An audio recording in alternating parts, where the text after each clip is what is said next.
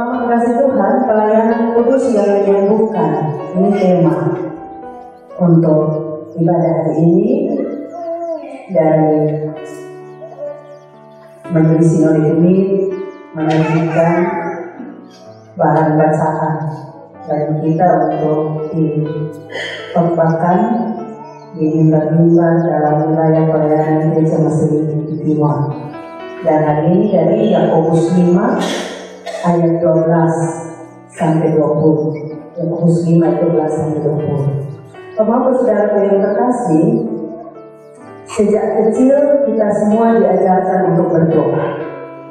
Betul atau tidak? Ya, saya yakin saya tidak salah ngomong. Semua orang tua mengajarkan anak-anaknya untuk berdoa. Karena itu sekali lagi sejak kecil kita semua diajarkan untuk berdoa. Gereja juga mengajarkan bahwa doa adalah nafas hidup orang percaya. Doa adalah nafas hidup orang beriman atau orang percaya. Manusia bernafas setiap waktu. Artinya kalau manusia bernafas setiap waktu, maka doa juga dipanjatkan setiap waktu. Maksudnya begitu. Nah, dalam tradisi gereja Protestan tidak ada ketentuan khusus tentang waktu berdoa, sehingga doa bisa dipanjatkan sekehendak hati. Siapa saja, kecil, besar, tua, muda. Biasanya orang lebih tekun berdoa saat mengalami masalah kehidupan. Untuk apa dia tekun? Lagi ada dalam masalah, dia bertekun minta Tuhan tolong. Udah. Karena saya dalam sebuah pelayanan saat gelombang badai dahsyat, ya, itu kerote dan berada di Puku Akhir. Semua langsung teriak, Tuhan tolong. Ya. Tuhan tolong ini menurut versi masing-masing. Yang Muslim, yang Kristen, teriak, Tuhan tolong. Karena itu bapak-bapak saudara yang terkasih, biasanya orang lebih tekun berdoa saat mengalami masalah kehidupan untuk meminta pertolongan Tuhan. Sebaliknya ada orang yang senang memanjatkan doa saat hidupnya penuh bahagia. Dan sebaliknya orang kalau hidup penuh bahagia, dia senang sekali berdoa. Dan di saat ada masalah, ada persoalan, ada sakit, penyakit, penderitaan, dia tidak mau berdoa lagi. Dia mulai marah Tuhan. Bapak saudara yang terkasih, motivasi berdoa seringkali berdasarkan kebutuhan dan bukan kerinduan pada hadirat Tuhan. Allah diyakini sebagai Bapa, tetapi tidak dirindukan akan pribadinya untuk dikenali. Orang percaya menantikan kuasa dan mujizat lewat doa, sehingga hal itulah yang mendorong orang tekun berdoa. Doa dipakai sebagai senjata pamungkas untuk memenuhi segala kebutuhan yang ada. Doa juga menjadi bagian yang tak terpisahkan dalam sebuah ibadah di gereja. Jadi berdoa di gereja lebih manjur ketimbang di rumah. Ada orang berpikir begitu. Sehingga kalau datang gereja berdoa mati pun pulang ke rumah dia susah mau berdoa lagi. Demikian juga doa bagi orang sakit. Biasanya dia minta pertolongan pendeta mendoakan. Jadi kalau Yesus sembuh, Yesus akan lupa itu pendeta seumur hidup sampai pendeta di mana pun dia cari. Bukan dia cari Tuhan, dia cari itu pendeta. Doa pribadi seolah-olah tidak memberi dampak apapun. Jadi kalau dia berdoa sendiri seperti ada kekuatan, dia harus ada pendidikan berdoa, baru dia bisa. Padahal seperti di awal perenungan tadi, sejak kecil kita sudah diajarkan untuk berdoa. Teman-teman saudara yang terkasih, di sana sini terdapat banyak pemahaman tentang doa. Muncul kegelisahan di saat orang percaya tidak lagi memandang pentingnya berdoa, dan sebaliknya memanfaatkan doa dengan cara-cara yang tidak tepat. Nah, demikian juga dengan bernyanyi. Bernyanyi adalah ungkapan isi hati, mengungkapkan keberadaan kita di hadapan Tuhan. Bernyanyi juga merupakan karunia yang Tuhan beri bagi kita, supaya membangun iman kita, baik itu bagi pertumbuhan iman pribadi, tetapi juga komunitas atau persekutuan. Karena itu dalam segala keadaan orang Kristen selalu bernyanyi. Mama, saya yakin saya tidak salah kalau di rumah itu sering kita bernyanyi. Ya, mulai bangun, tidur, masak-masak juga bernyanyi, di sawah, di kebun, ada topa-topa juga bernyanyi, di kamar mandi kita bernyanyi. Kita bernyanyi memuji Tuhan. Entah dalam suka, dalam duka, sehat, sakit, berhasil, gagal, kita tetap memuji Tuhan dengan segenap hidup kita, roh, jiwa, akal budi kita. Kenapa begitu? Karena dalam segala keadaan hidup Tuhan tidak meninggalkan kita. Dalam segala keadaan hidup, di segala musim hidup, Tuhan tidak pernah tinggalkan kita. Lagu-lagu yang kita nyanyikan dalam ibadah itu khotbah yang berirama. Khotbah yang berirama. Pemberitaan firman Tuhan yang bernada. Yosua 6 ayat 20 menyaksikan bahwa tembok Yeriko runtuh hanya oleh tiupan sangkakala. Jadi hanya tiup sangkakala saja tembok Yeriko roboh. Hanya karena sorak-sorai pujian dan umat Israel kepada Tuhan. Bapak-bapak saudara yang terkasih, karena itu jangan meremehkan puji-pujian. Jangan meremehkan doa. Dua hal ini sangat penting. Sekali lagi, jangan meremehkan doa dan puji-pujian. Puji-pujian yang dipersembahkan dengan segenap hati kepada Tuhan. Sebab bernyanyi bagi kemuliaan Tuhan tidak sekedar berlomba.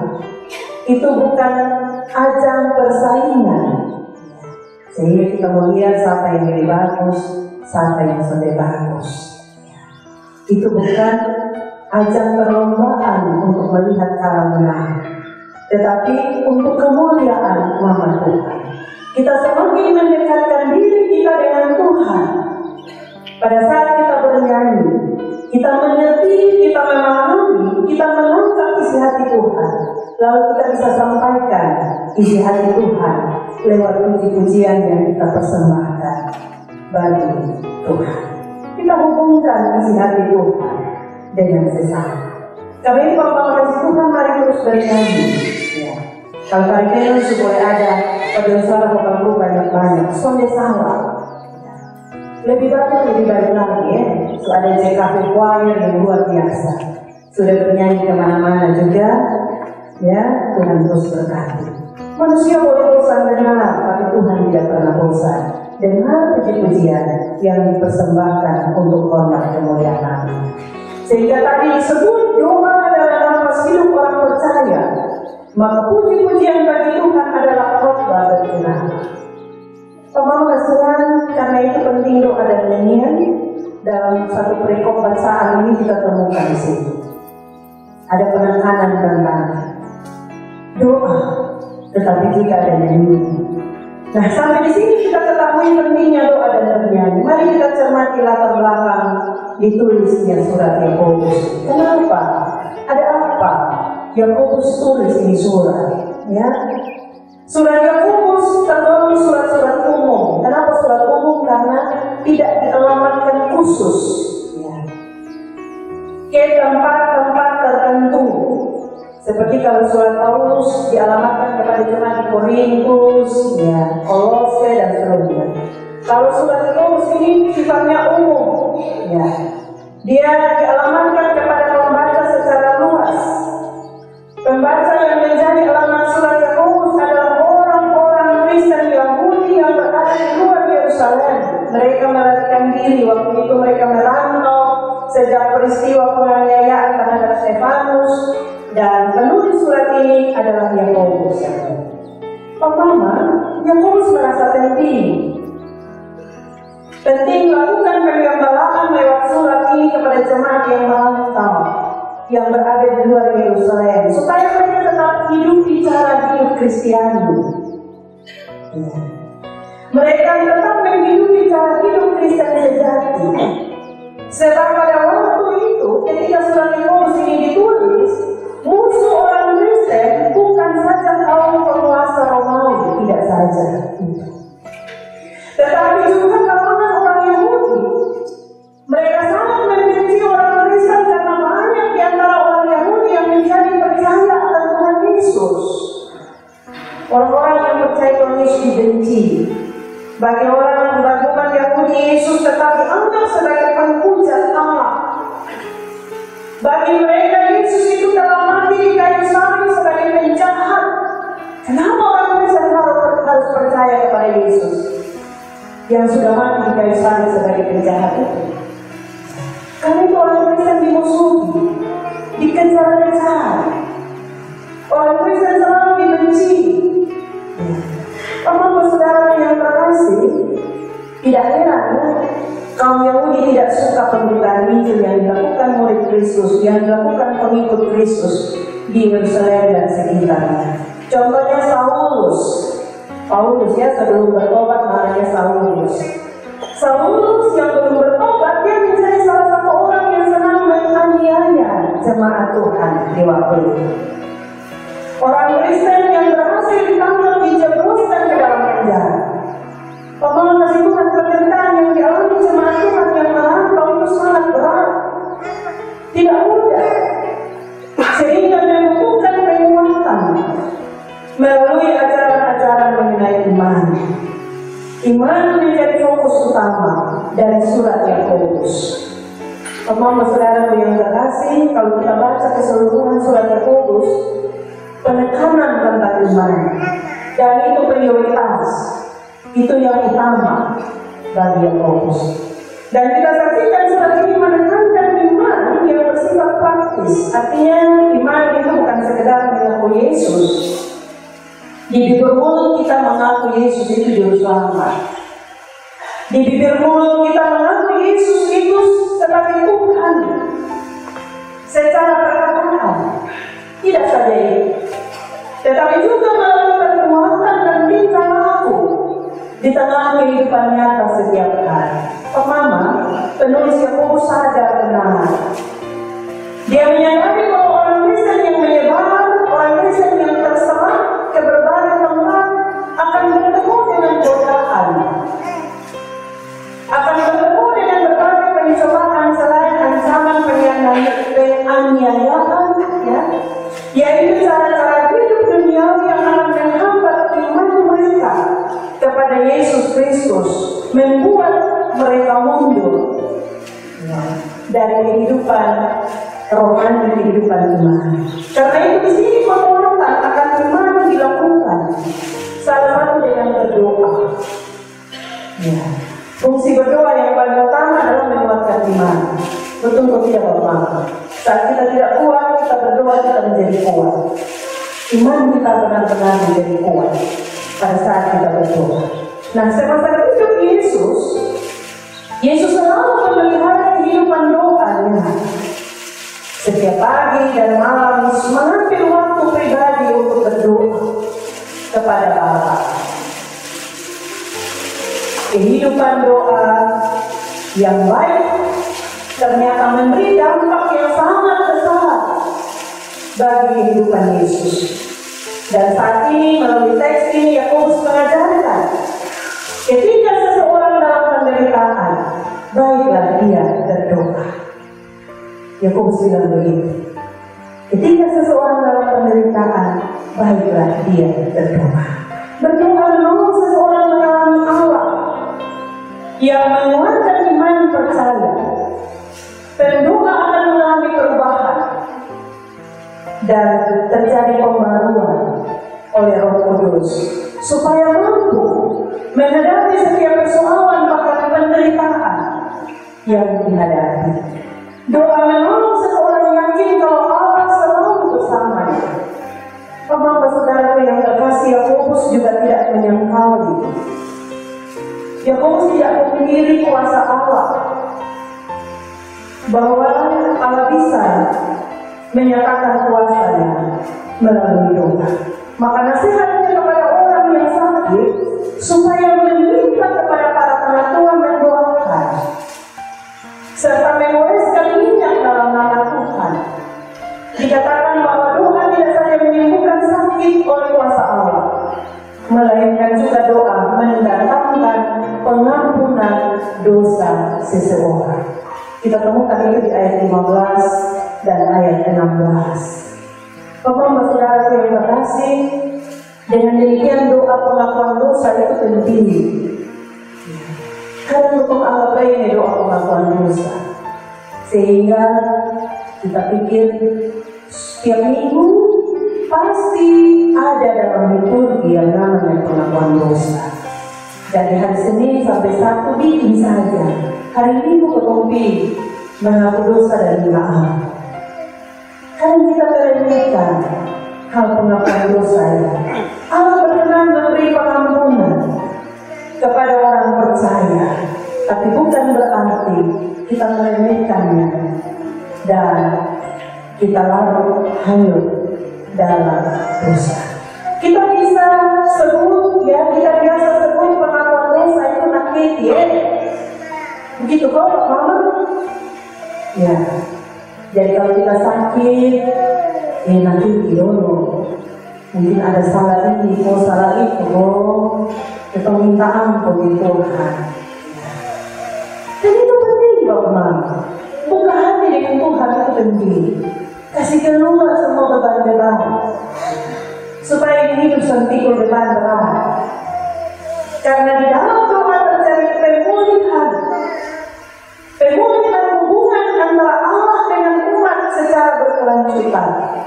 Bukan hanya kita pribadi, tetapi juga berkelanjutan turun-temurun sampai ke anak cucu.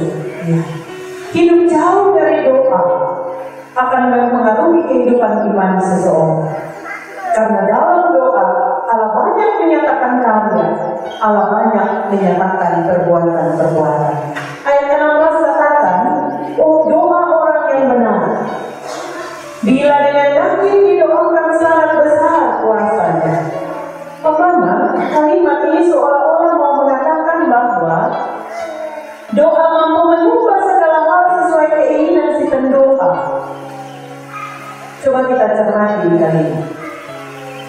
Kalau kita cermati kalimat seolah-olah ingin mengatakan bahwa doa mampu mengubah segala hal sesuai keinginan si pendoa. Akan tetapi mari kita lihat, kita teliti baik-baik tentang unsur yang membuat doa tersebut memiliki kuasa. Ada unsur penting yang membuat doa itu punya kuasa. Yang pertama, unsur yang penting itu hidup yang benar.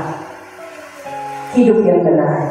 Seseorang yang benar di mata Tuhan berarti hidupnya seluruh dengan ketetapan firman Tuhan yang diajarkan, yang dipelajari tiap hari. Hidup benar berarti menjadi pelaku firman yang konkret, bukan sekedar menjadi pendengar atau pewarta, tetapi juga menjadi pelaku firman. Firman diberlakukan dalam hidup setiap hari, dan dengan demikian sepantasnya permohonan doa orang benar akan sesuai dengan kehendak Allah. Dia jatuh sama jatuh pas dengan Tuhan Allah pemau.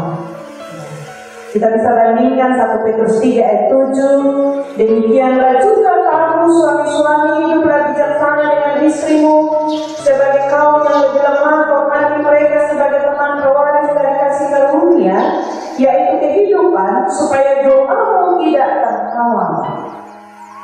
Sebenarnya ini tidak hanya fokus kepada suami-suami, tetapi pada kita semua, istri, orang tua, anak, dan seterusnya. Ini 1 Petrus 3 ayat 7. Ini hanya salah satu contoh saja, bahwa kalau hidup yang benar, maka doa-doa yang kita naikkan pada Tuhan tidak terhalang, tetapi sampai kepada Bapa di sorga, dan dikabulkannya bagi kita, bahkan tepat pada waktu Tuhan, bukan waktu kita.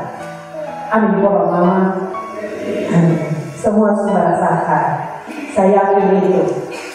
Hal yang kedua, catatan kedua bahwa doa itu punya kuasa. Ada unsur penting lagi. Unsur penting yang kedua bahwa iman mesti iman yang hidup. Kita harus memiliki iman yang hidup. Iman yang hidup bukan iman tanpa perbuatan. Iman itu terlihat dari cara hidup seseorang yang hidupnya seturut dengan Tuhan pemau, bahkan seperti Kristus. Ya, karena Tuhan bilang oleh Tuhan, beta begini saja.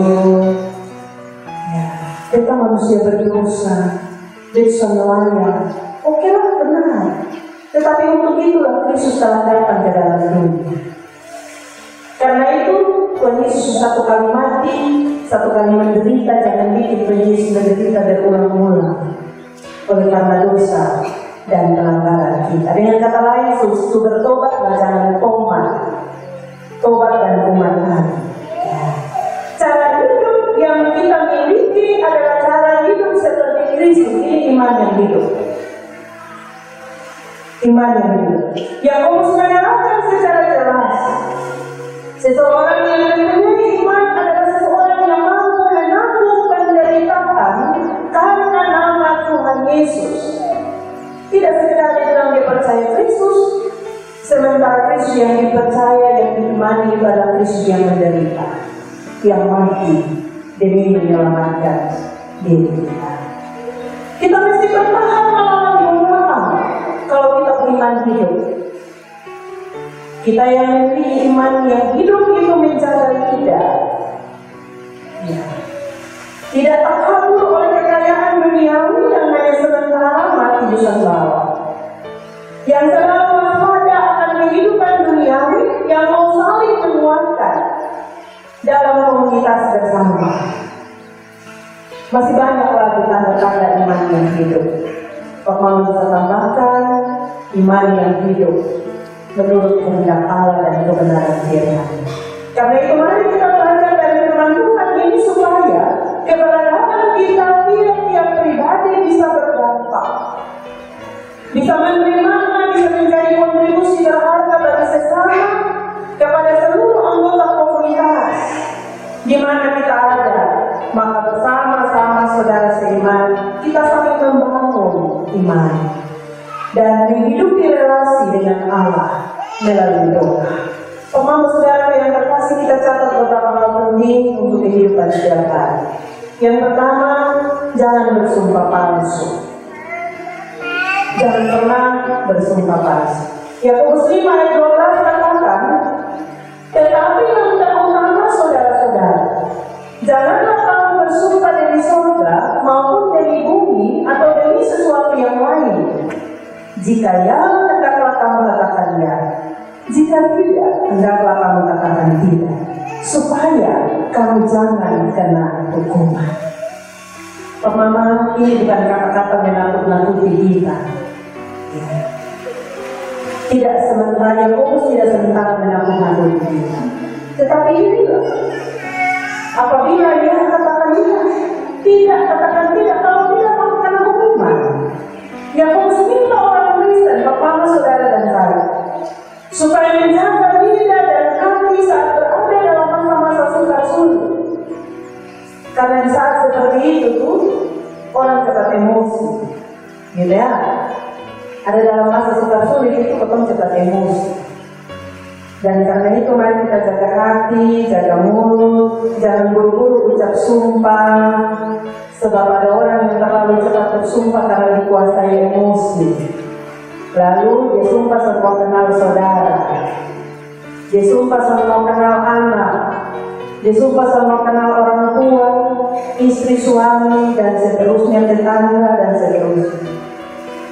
Ada juga yang cepat-cepat bersumpah demi nama Tuhan untuk menegaskan, untuk meyakinkan bahwa dirinya bahkan segala sesuatu yang dilakukan itu tidak seperti yang dituduhkan kepadanya. Ya, ada orang, dua insan lagi memadu kasih. Mereka berada di bawah pohon. Lalu mereka berangkat janji. Dia terlalu sayang selalu. Dia selalu percaya. Dia punya kasih, dia selalu percaya. Lalu si pria bilang, lu selalu percaya? Hanya satu saya tahu. Maksudnya hanya satu saya tahu, itu Tuhan di atas yang tahu. Hanya di atas yang tahu. Terus di atas itu ada satu anak kecil, dia duduk di atas pohon. Dia memilih tertawa. Dia tertawa. Jadi seorang bersumpah demi nama Tuhan lagi. Dia tahu saya saya. Tapi akhirnya saya berubah. Bapak, saudara yang terkasih dalam dengan Tuhan begitu. Tuhan hanya Engkau satu-satunya juru selamat. Di sepanjang perjalanan hidup dan iman yang kupercaya dengan Tuhan. Tuhan tetap berjanji untuk hari ini mau setia melayani. Tuhan tetap berjanji mulai hari ini angkat tugas tanggung jawab jabatan yang Tuhan percayakan melalui pelantikan jabatan pejabat dan seterusnya. Tuhan mulai hari ini kita bersumpah atas nama Tuhan, tetapi tidak sedikit yang mengingkari dan menyakiti melukai hati Tuhan. Mama saudara yang terkasih, hati-hati karena ayat 12 mengingatkan bahwa jika ya katakan ya dan jika tidak katakan tidak, supaya apa? Supaya jangan kena hukuman. Itu firman yang bilang, bukan saya bilang, supaya jangan kena hukuman. Kita ingat, jangan sekali kali bersumpah palsu, apalagi menyebut nama Tuhan. Ya Allah, kasih ingat kita sebagai orang Kristen supaya tetap menjadi orang Kristen yang bisa dipercaya. Di mana saja, kapan saja, walaupun kita sedang dalam kesukaran, kita sedang dalam mara bahaya, dalam pergumulan yang berat, tetapi kita sebagai orang Kristen yang tetap percaya. Dikatakan ayat 12, janganlah kamu bersumpah demi surga maupun demi bumi atau demi sesuatu yang lain. Tuhan tidak dilarang melakukan sumpah. Sumpah jabatan, saat tugas tertentu, sumpah di gereja, saat diserahkan tugas tertentu. Tetapi kita diingatkan supaya menjadi orang Kristen yang bisa dipercaya. Sekalipun tanpa sumpah kita tetap dipercaya. Orang yang selalu pernah bersumpah saja bisa dipercaya, apalagi kita yang sudah berulang-ulang kali angkat sumpah. Jadilah saksi Kristus yang bisa dipercaya. Di mana saja kita ada dan berkarya, belum bersumpah atau tidak angkat sumpah, omongan kita tetap dipercaya. Apalagi kalau kita sudah bersumpah dalam nama Tuhan untuk hal-hal tertentu. Kalau tidak, hendaklah katakan tidak, dan apabila yang hendak katakannya, maka kita tidak kena hukum. Hal yang kedua, doa orang benar besar kuasanya. Doa orang benar besar kuasanya. Amin, Bok? Amin. Iya, itu pasti. Doa orang benar besar kuasa di ayat 16b. Kalau catatan pertama tadi kita lakukan dengan baik dan benar, bahwa kehidupan iman kita menjadi teladan yang jujur dalam berkata dan bertindak, atau konsisten melakukan apa yang kita ucapkan, yang kita katakan. Ya, bilangnya tidak dilakukan, maka doa yang dinaikkan akan sampai kepada Bapa di surga. Sebab doa orang benar besar kuasanya. Pemahaman kasih Tuhan, bukan lagi kenyataan hidup ada orang mengeluh. Orang mengeluh doanya belum bahkan tidak dijawab Tuhan. Tuhan ini terus berdoa putus patah kali batu. Tuhan ini terus berdoa siang malam, terus setia beribadah dan pernah lalai. Tuhan menjawab Tuhan. Memang jawaban terhadap doa kita akan terkabul sesuai kehendak Tuhan. Sesuai waktu Tuhan bagi kita, bukan menurut waktu kita. Karena itu dibutuhkan kesabaran menanti jawaban Tuhan. Sabar menanti waktu Tuhan. Seperti mujizat yang terjadi dalam perkawinan di negeri Kana. Waktu itu Yesus bilang saatku belum tiba. Maka air berubah menjadi anggur itu terjadi menurut kehendak Tuhan, menurut waktu Tuhan, saat waktu Tuhan itu sudah tiba. Teman-teman saudara yang terkasih, tetapi jika doa-doa kita belum atau tidak terjawab, kita perlu bertanya pada diri. Kita juga perlu bercermin diri, berintrospeksi diri, koreksi diri. Jangan cepat-cepat salahkan Tuhan. Jangan cepat salahkan sesama. Oh, ini karena orang di sebelah rumah sendirian. Karena orang di sebelah rumah kalau sendirian kita, itu orang berlihat sampai luar biasa. Di Sulawesi ini, ini pasti disusuan di Semita.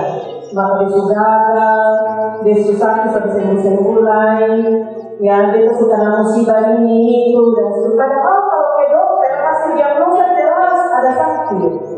Ya, sakit ini, sakit itu, tapi cepat sekali persalahkan Tuhan dan persalahkan sesama.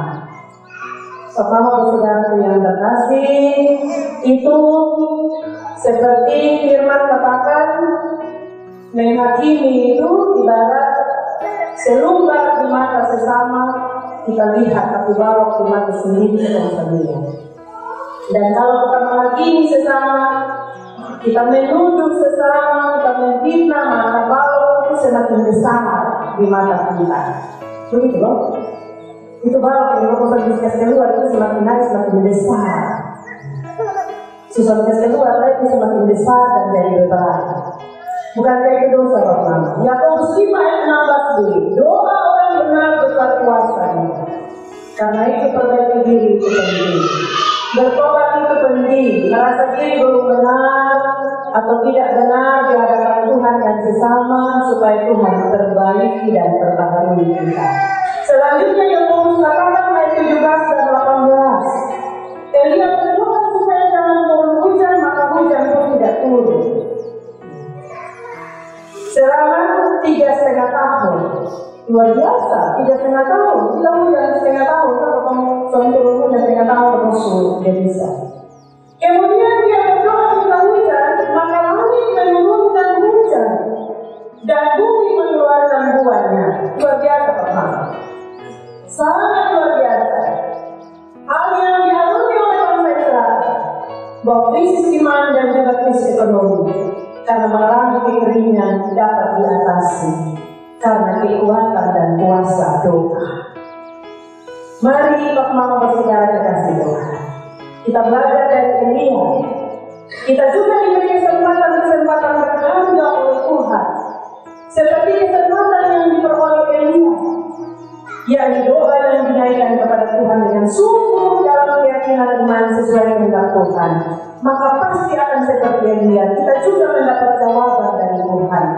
Bahkan tepat waktu Tuhan bagi kita. Orang yang memiliki iman teguh tidak mudah menyerah terhadap persoalan, terhadap pergumulan sebesar apapun pergumulan dan persoalan itu. Tetap semangat, tetap optimis. Karena dia meyakini bahwa iman menyelamatkan. Doa orang benar besar kuasa. Tetaplah percaya. Tetap menaruh harap sepenuh pada Tuhan. Sebab Tuhan tidak pernah mengecewakan. Berharap pada manusia pasti kita kecewa. Tapi berharap pada Tuhan selalu ada jawaban. Selalu ada pertolongan Tuhan. Yang terakhir, mari dalam pelayanan kudus yang menyembuhkan tema hari ini. Mari saling menopang dalam pelayanan kudus yang menyembuhkan.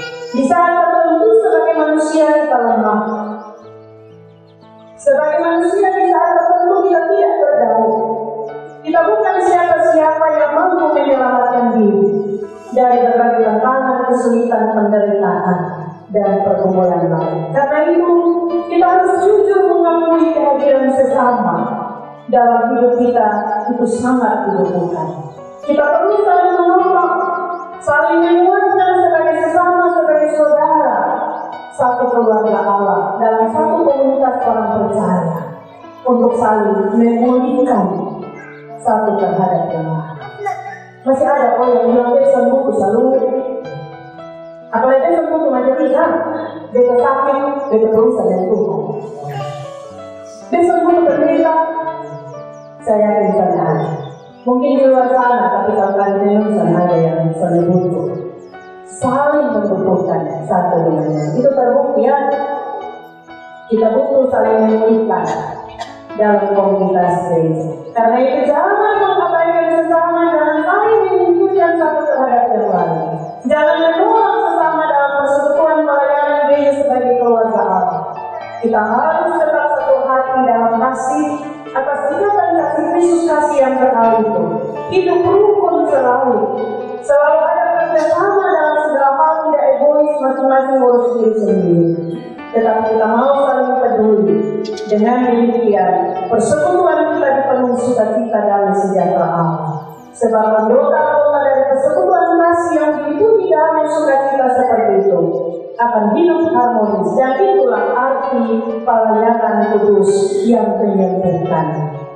Kita akan bisa saling menyembuhkan jika ayat 1 itu kita lakukan dengan baik.